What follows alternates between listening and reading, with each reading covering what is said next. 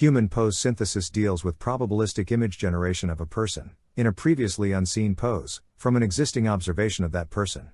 Here, we show some examples to illustrate the idea. The novel views of a person, corresponding to respective target poses, are generated by conditioning the transformation on an existing observation of that person. While the existing techniques produce visually intriguing results, these methods have a fundamental limitation when applied to a real-world scenario.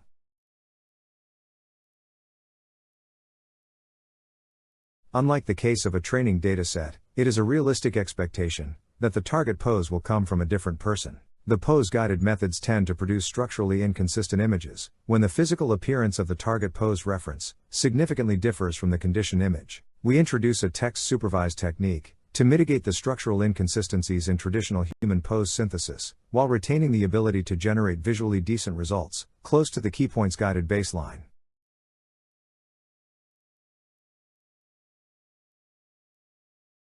The proposed technique consists of 3 independent sequential stages.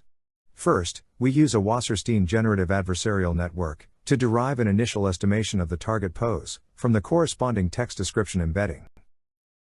While it produces a reasonable estimate of the target keypoints, the initial estimation is often noisy. The spatial perturbation is most prominent for the facial keypoints due to their proximity. Slight positional variations for other keypoints generally do not drastically affect the pose representation.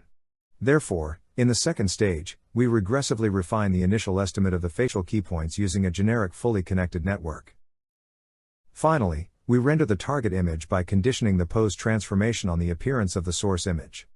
We adopt an attention-guided conditional generative adversarial network for pose transfer and rendering.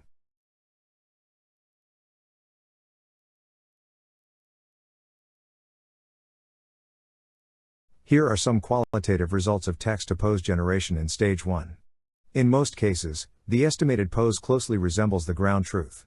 However, the facial keypoints have some noticeable spatial perturbations. Here are some qualitative results of facial keypoints refinement in stage 2. This step fixes most of the misalignments in the initial estimation. Later, we will also show how this affects the visual quality of the final rendered targets. Here are some qualitative results of the final rendered images in stage 3.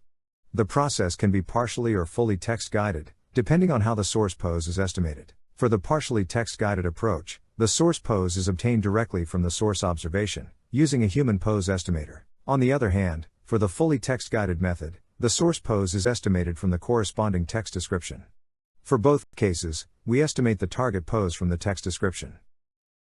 Keypoints-guided methods tend to produce structurally inaccurate results when the physical appearance of the target pose reference significantly differs from the conditioned image. This observation is more frequent for the out-of-distribution target poses than the within-distribution target poses, because, unlike the training dataset, the target pose comes from a different person in a practical scenario.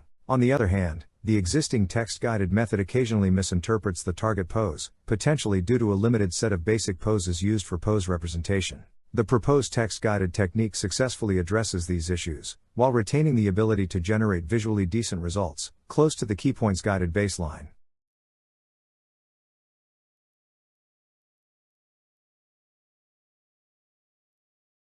Here, we show a few results to illustrate the reasoning behind facial keypoints refinement. The small geometric corrections significantly improve visual realism by reducing facial distortions in the rendered target.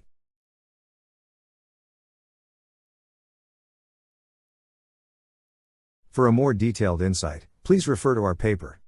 Thank you very much for your attention.